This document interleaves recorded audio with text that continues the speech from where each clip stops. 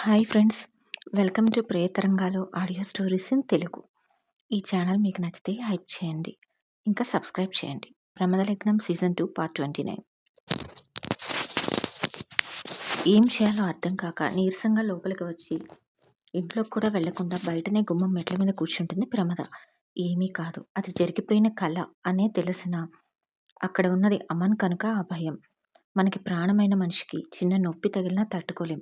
అదే జీవితం మరి. లోపలికి కూడా వెళ్ళాలి అనిపించడం లేదు తనకి. అమన్ మరలా క్షేమంగా తిరిగి వస్తేనే తను వెళ్ళి పడుకునేది అని గట్టిగా డిసైడ్ అవుతుంది. కార్ స్పీడ్గా డ్రైవ్ చేసుకుంటూ వాళ్ళ ఫామ్ హౌస్ చేరుకుంటాడు అమన్. కోపంగా లోపలికి వెళ్తాడు. అక్కడ ఒక రూమ్లో బందీగా ఉంచబడిన రౌడీల దగ్గరికి వెళ్ళి ఎదురుగా ఉన్న సోఫాలో కూర్చుంటాడు. ఆ రౌడీలు ప్రమదను కిడ్నాప్ చేయడానికి ట్రై చేసిన వాళ్ళు. ఇంతకు ముందు వరకు అమన్తో తన్నులు తిని ఇక్కడికి వచ్చిన దగ్గర నుండి అమన్ మనుషులతో తన్నులు తిని ఒళ్ళంతా పులిసిపోయింది వాళ్ళకి. ఇప్పుడు చెప్పండ్రా, ఎవరు పంపించారు మిమ్మల్ని అంటూ అడుగుతాడు సూటిగా వాళ్ళని చూస్తూ అమన్. వాళ్ళు నీళ్లు నమ్ములుతూ చూస్తారు అతని వైపు.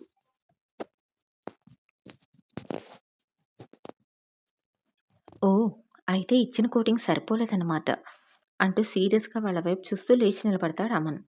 అమన్ దెబ్బలు ఆల్రెడీ తెలుసు కనుక భయంతో వద్దు వద్దు చెప్పేస్తాం అంటూ కాళ్ళ బేరానికి వచ్చేస్తారు వాళ్ళు. వెళ్ళి స్టైల్గా సోఫాలో కూర్చొని ఇప్పుడు చెప్పండి అంటాడు. జోసెఫ్ గారు అంటాడు భయంగా వణుకుతూ. జోసెఫ్ అంటే అంటాడు అప్పటికే అతన్ని ఆశ్చర్యంగా చూస్తూ. ఆయన ఒక పెద్ద కంపెనీలో అదేదో పెద్ద పదవిలో ఉన్నారంట. ఆయన ఒకసారి వచ్చి మమ్మల్ని కలిశారు. మీ దగ్గర ఉన్న అమ్మాయిని కిడ్నాప్ చేయమని సుపారీ ఇచ్చాడు.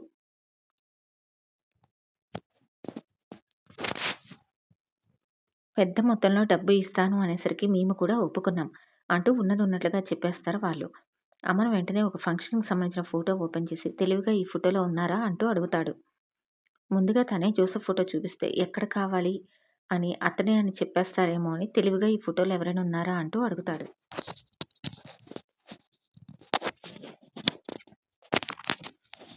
వాళ్ళు ఆ ఫోటో చూసి డైరెక్ట్గా అందులో ఉన్న జోసెఫ్ని చూపించి ఇతనే మాకు సుపారీ ఇచ్చిందంటూ చెప్పేస్తాడు. అది విన్న అమన్ షాక్తో లేచి నిలబడతాడు. ఎందుకంటే జోసెఫ్ అంకుల్ వాళ్ళ నాన్నకి మంచి ఫ్రెండ్, ఇంకా వాళ్ళ ఇండస్ట్రీలో ఒక బోర్డు మెంబర్ కూడా, వాళ్ళ కుటుంబానికి అత్యంత సన్నిహితుడు కూడా. అసలు అమన్కి కొద్దిసేపు మైండ్ పనిచేయలేదు. జోసెఫ్ అంకుల్కి ప్రమదను కిడ్నాప్ చేయవలసిన అవసరం ఏంటి? అంటే నా మీద ఈ దాడులని జోసెఫ్ అంకుల్ని చేయిస్తున్నారా అనుకోగానే అతని మనసు బాధతో నిండిపోతుంది.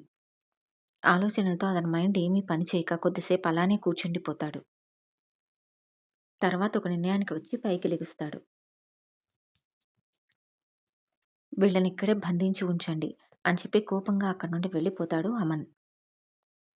దారి పొడుగునా ఒకటే ఆలోచన, అలా ఎలా నమ్మక ద్రోహం చేయగలిగారు అంకుల్ అనుకుంటాడు బాధగా. మీరు ఇలా ఎందుకు చేశారో కారణమైతే తప్పకుండా తెలుసుకుంటాను.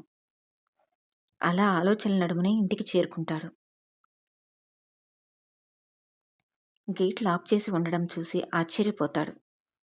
ఇదేమిటి, ఎప్పుడూ లేని గేట్కి లాక్ అనుకుంటూ హారన్ కొట్టగానే సెక్యూరిటీ అతను పరుగున వచ్చి తాళం తీస్తాడు.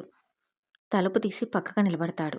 అమన్ వెళ్ళిన దగ్గర నుండి గుమ్మం బయటే కూర్చున్న ప్రమద అతని కారు హారన్ సౌండ్ విని సంతోషంతో లేచి నిలబడుతుంది. ఏంటి ఎప్పుడు లేని గేటుకి తాళం వేశారు అంటూ సెక్యూరిటీని అడుగుతాడు. ఇంత క్రితం ప్రమద విషయంలో జరిగిందంతా చెప్పి తన మీద నమ్మకం లేక తాళాలు వేశాను అని చెప్తాడు సెక్యూరిటీ. ఆ మాట విని ఎక్కలేని కోపం వచ్చేసింది అమన్కి. కారుని లోపలికి తీసుకువెళ్తాడు. సెక్యూరిటీ చెప్పిన మాటలు విని కోపంగా కార్ పార్క్ చేసి అవుట్ హౌస్ ముందు బ్రేక్ వేస్తాడు అమన్. అప్పటికే కార్ సౌండ్ విని అమన్ ఎప్పుడు లోపలికి వస్తాడా అంటూ 1000 కళ్ళతో ఎదురు చూస్తున్న ప్రమద అతను అవుట్ హౌస్ ముందు కారు ఆపి అందులో నుండి దిగ్గానే ఆనంద బాష్పాలతో అతని వైపు చూస్తుంది, క్షేమంగా తిరిగి వచ్చినందుకు. ఆ క్షణం తన ప్రేమ అమనికి గుర్తులేదన్న విషయం పూర్తిగా మర్చిపోతుంది ప్రమద. అతను అవుట్ హౌస్ వైపు 2 అడుగులు వేయగానే పరుగున వెళ్ళి ఏడుస్తూ అతన్ని గట్టిగా చుట్టేస్తుంది. షాక్తో నిలబడిపోతాడు అమన్. తేరుకున్న అతను ఆలోచనలో పడతాడు. ఇలా రెండోసారి తన్ని ఆమె హక్ చేసుకోవడం. కిడ్నాపర్స్ నుండి కాపాడినప్పుడు ఒకసారి హక్ చేసుకుంది, మరలా ఇప్పుడు ఒకసారి హక్ చేసుకుంది. అప్పుడంటే భయంతో నన్ను హగ్ చేసుకుంది. ఇప్పుడేమైంది?